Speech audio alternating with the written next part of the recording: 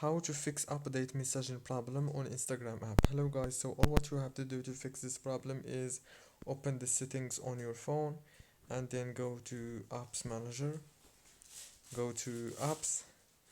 Now you have to wait a few seconds and it will start loading the apps that you have on your phone, and then scroll until you find Instagram app and click on it.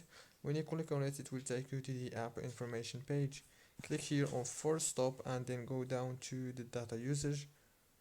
Make sure that all the network access options like this are enabled, and then go back, click on the storage, and here you will find the internal storage informations. All what you have to do is click on clear data and clear cache. Don't forget to like and subscribe. Thank you for watching the video.